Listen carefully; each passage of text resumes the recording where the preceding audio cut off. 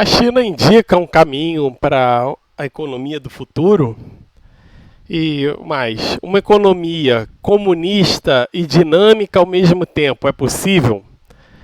Vamos dar uma olhada aí no que o Jones Manuel está falando sobre a China para a gente ver, abordar essa questão aí dentro do modelo moderno de comunismo que é o comunismo empresarial de mercado. Vamos lá. Domênico Lossurdo produziu muito durante a sua vida e um dos temas mais trabalhados pelo filósofo, e um dos mais polêmicos também, é a análise de Domênico Lossurdo sobre a China, a República Popular da China.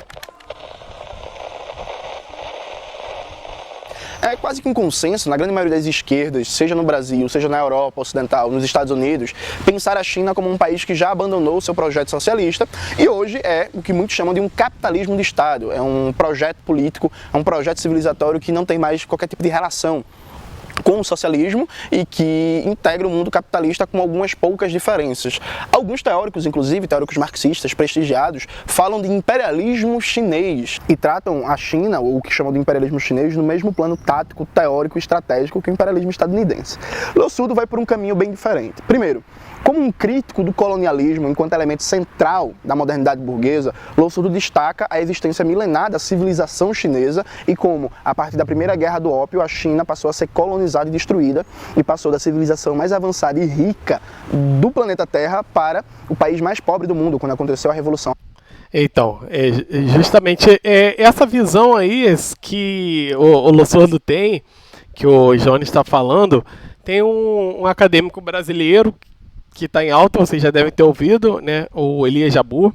Ele tem uma visão parecida, né, de que a China está em um caminho, ainda em um tipo de socialismo, e está em um caminho buscando o comunismo, né?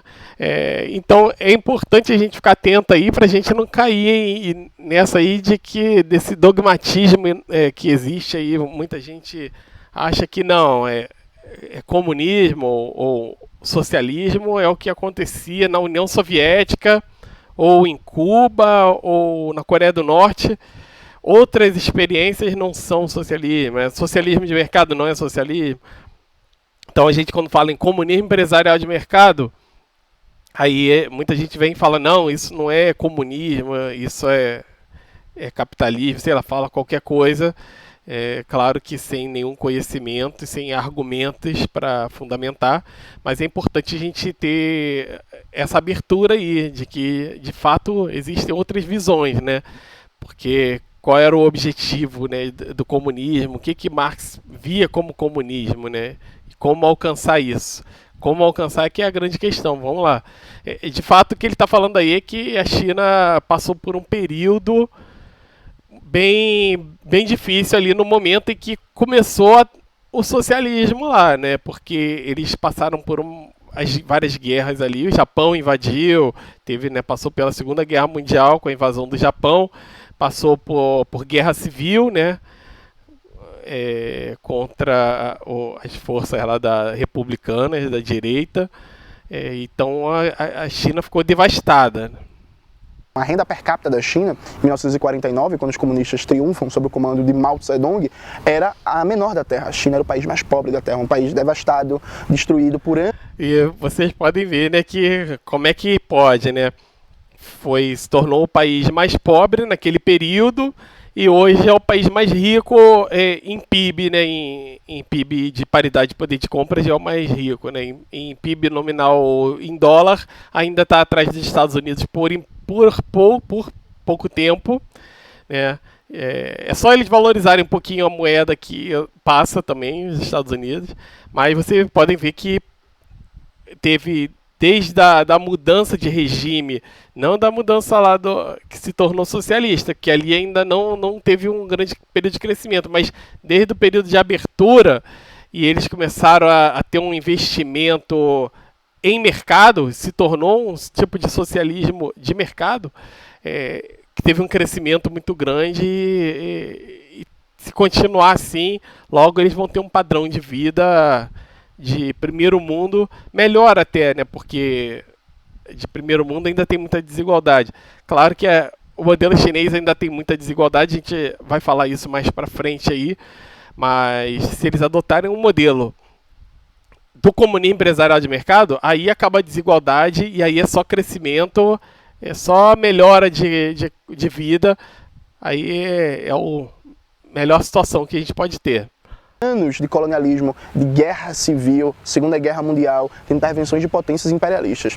O Lossurdo destaca como desde sempre, na China, se fundiu a questão nacional com o socialismo, em que o socialismo ele foi pensado como elemento de emancipação nacional, de superação do colonialismo, de libertação da civilização chinesa oprimida pelo imperialismo ocidental. Há, inclusive, segundo Mao Zedong, uma identidade entre questão nacional e luta de classes nos países colonizados, como era o caso da China. De tal sorte que o projeto chinês, desde sempre, pensou o socialismo como, ao mesmo tempo, um meio e um fim para garantir a recuperação da soberania nacional chinesa. Lossurdo ainda destaca como, na abordagem do Partido Comunista, a prioridade sempre foi desenvolver as forças produtivas, compreendendo que não existe socialismo enquanto socialização da miséria. O socialismo pressupõe altíssimo nível de domínio científico-técnico, altíssimo nível de produtividade do trabalho, de capacidade de geração de riqueza. Exatamente. Assim, é possível a gente ter algumas pessoas quererem um tipo de socialismo que não está buscando o desenvolvimento econômico. É possível, muita gente pode estar querendo isso. Tem muita gente que é contra a forma que as indústrias destroem o meio ambiente. Então, é válido as pessoas, muita gente querer isso. Agora, talvez a maior parte da população não esteja querendo isso.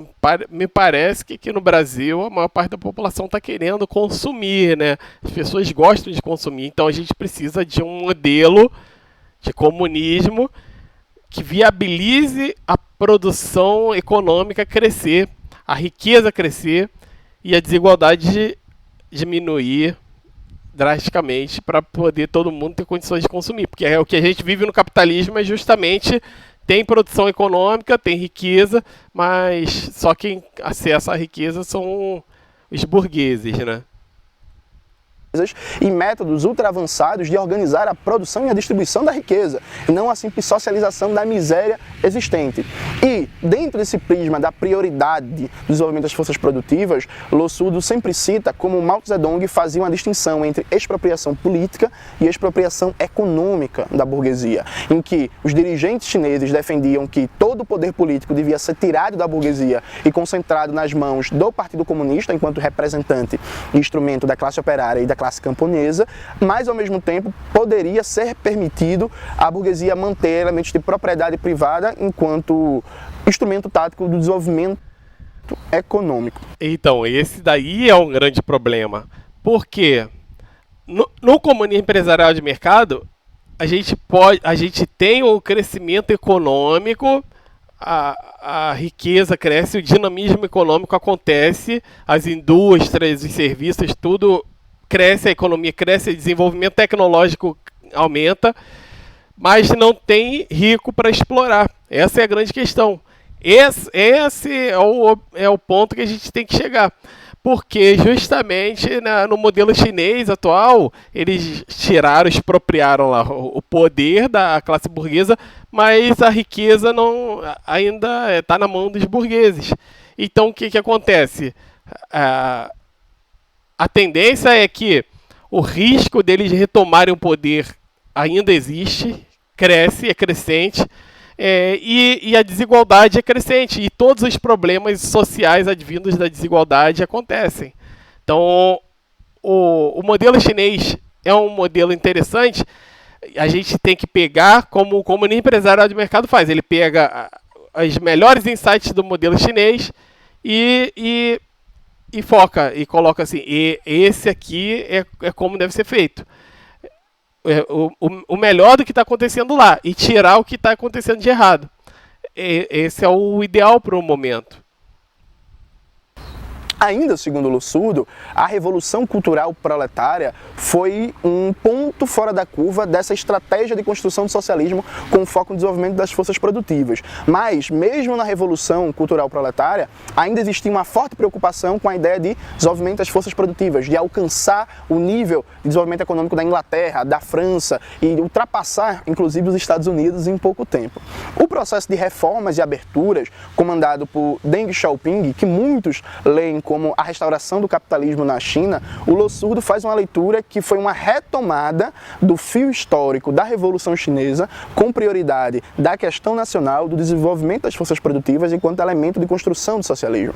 Então, se muitos veem a China, a partir de Deng Xiaoping, como uma ruptura com o período maoísta, o Lossurdo pensa Deng como um grande teórico marxista que conseguiu aprender com a experiência até então de construção socialista, assimilar os grandes feitos comandados pelo Mao Zedong e a primeira geração de revolucionários, mas ao mesmo tempo superar alguns erros, algumas falhas na estratégia de construção do socialismo. Então a China, para Lossurdo, continua ainda hoje uma experiência socialista, porque fundamentalmente, o núcleo base da economia é a propriedade pública dos meios de produção e formas coletivas de propriedade.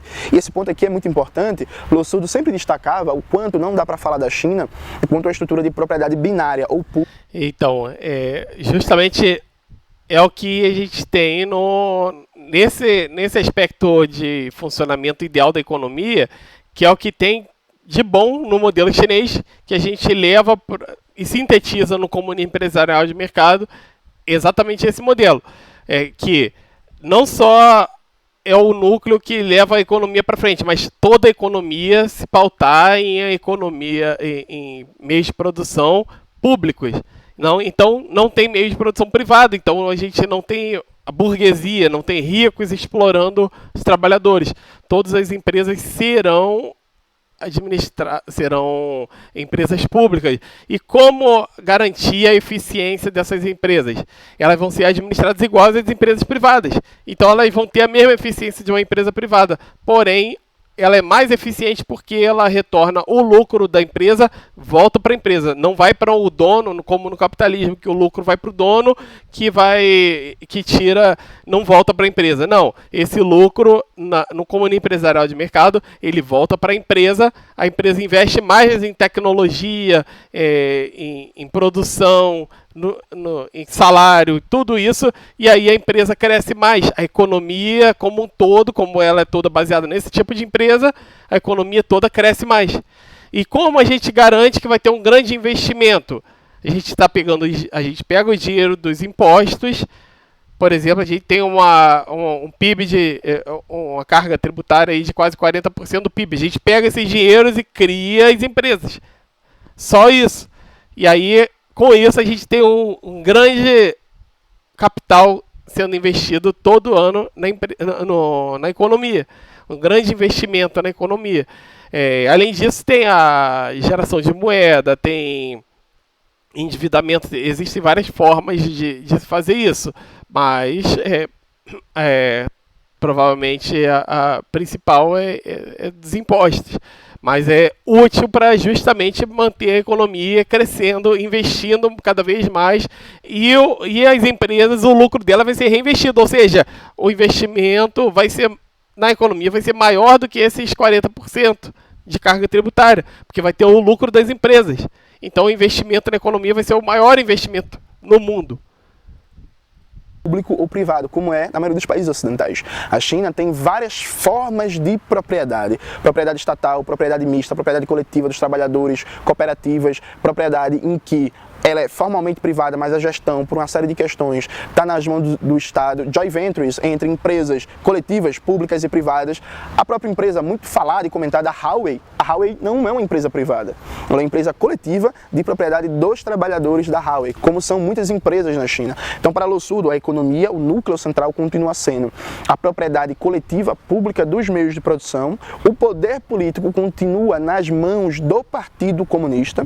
O marxismo continua sendo o horizonte teórico, cultural, político de atuação dos governantes, dos dirigentes chineses, e a China usa o mercado privado. É interessante ter falado dessa questão de dirigentes e tal, quando a gente entra nos políticos, e tudo. Isso daí é um outro problema do modelo chinês. Existe uma elite política e burocrática muito grande. No comunismo empresarial de mercado, a gente não tem necessidade de políticos. As pessoas fazem as leis, as pessoas votam as leis diretamente, em uma democracia direta, e a gente não precisa, porque toda a função do Estado é gerar a produção, gerar as empresas que vão resolver o problema da desigualdade e o problema da pobreza. Com isso, as pessoas vão ter condições de pagar pelos serviços. Então, a gente não precisa de hospital público quando uma pessoa pode pagar o seu plano de saúde e vai ter um serviço muito melhor. Não vai precisar ficar meses na fila do SUS para ser atendido. A gente não precisa de escola pública quando a gente vai ter uma escola que a gente vai poder pagar a escola, a gente vai poder escolher qual escola a gente quer, qual metodologia a gente quer, com uma escola muito melhor. A gente tem um modelo em que a gente exclui a necessidade de políticos. Essa é a questão. A gente pode ter políticos? Pode, mas, sinceramente, se a gente não precisa deles, para que ter? Só para ser mais um gasto, para a gente ter que ficar bancando uns caras que vão estar lá legislando em causa própria, que é isso que os políticos fazem, né? Eles são pessoas com interesses privados, né? E a gente não tem como conhecer os políticos, né? Muita gente acha que assim, eu gosto desse político, ele é bom, não sei o quê, eu gosto do Lula, eu gosto do Bolsonaro, não sei o quê. As pessoas cada um tem seu gosto, a sua afinidade, mas no final o político nem te conhece, ele não vai te favorecer, ele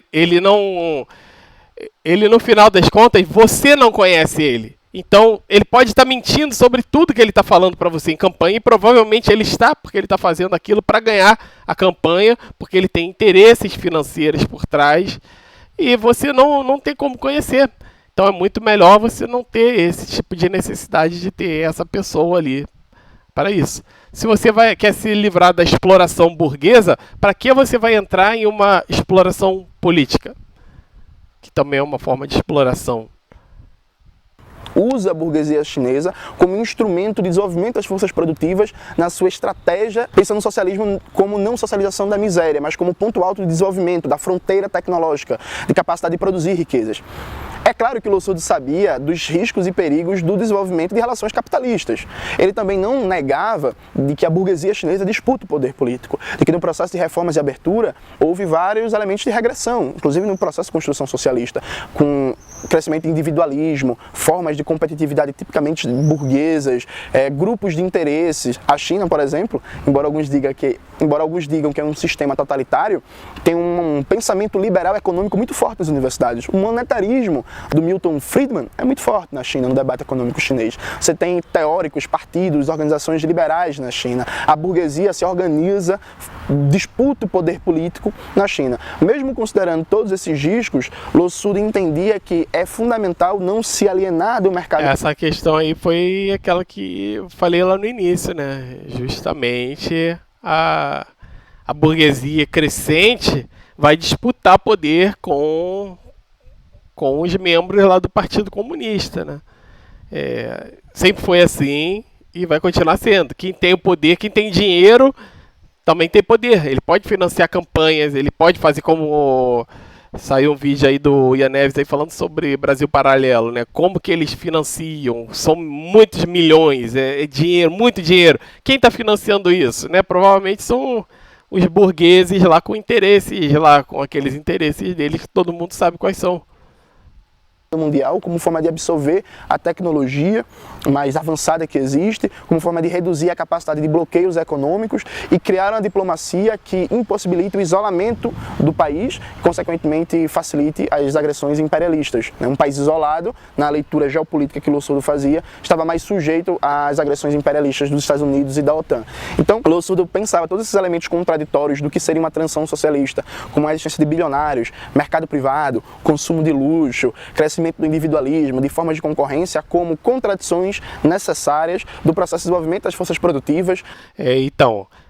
O processo de concorrência, isso é importante. Eu coloquei um vídeo agora explicando um pouco da concorrência, como é que ela funciona, dando um exemplo que todo mundo tem condições de entender, que é sobre restaurante.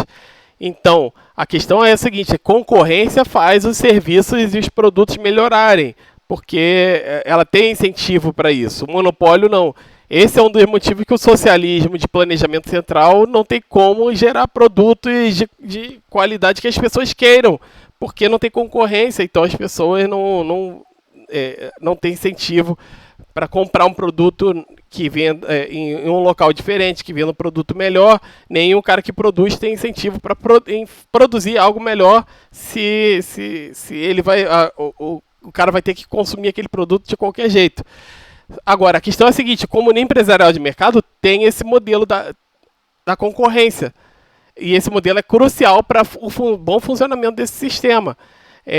Então, é por isso que esse é o melhor sistema. E é a única forma de chegar a um comunismo moderno que viabiliza uma economia produtiva, que acaba com a desigualdade e gera uma economia eficiente. Numa situação histórica contra-revolucionária, com o fim da União Soviética, do campo socialista, mas que o núcleo socialista do projeto chinês continua lá e que a China é uma experiência de transição socialista. Não só é uma quem fala muito sobre isso é como eu falei, o Elie Jabbour também, né? Tem um livro muito bom, é China, Socialismo do século XXI, né? Experiência ainda transsocialista, como para Lo Surdo é a experiência socialista mais exitosa produzida até hoje pelo movimento comunista. Sem dúvida, no socialismo real é o mais exitoso, é o único que está conseguindo realmente melhorar o padrão de vida da população, gerar crescimento econômico, porque, por exemplo, a União Soviética conseguiu melhorar um padrão de indústrias e tudo, mas era quase sempre uma indústria focada para a indústria bélica. Era uma indústria de produtos que as pessoas não tinham tanto interesse. Eram os carros lá iguais lá, sem muita qualidade, quer dizer, um carro até resistente, mas sem muito luxo. Era uma bota, era igual a de todo mundo. Não tinha as marcas de roupa que as pessoas gostam hoje. Então, assim, o modelo chinês é um modelo para se olhar, como a gente busca um modelo de uma economia mais justa, mais ética e mais eficiente. E uma economia que funciona, né?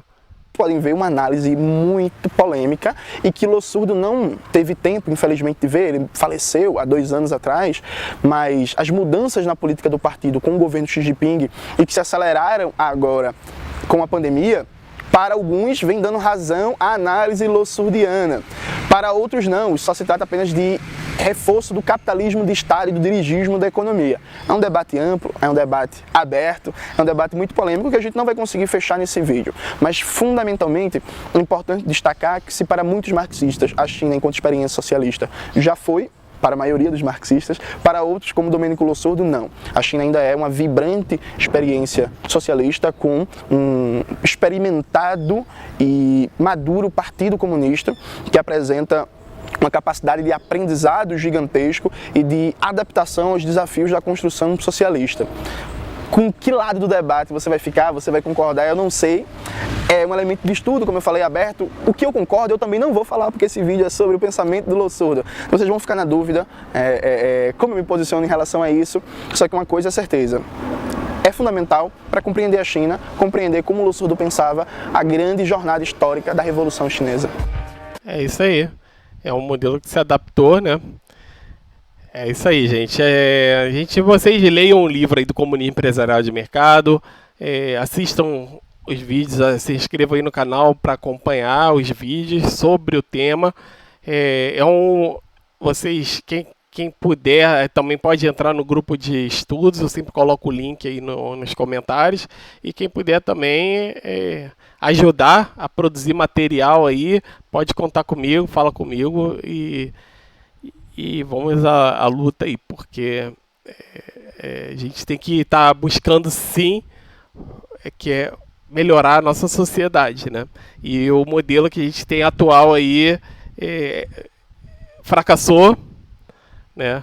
Como diz o o João Carvalho, capitalismo falhou, falha e falhará, né? Tá bom, pessoal, até a próxima aí.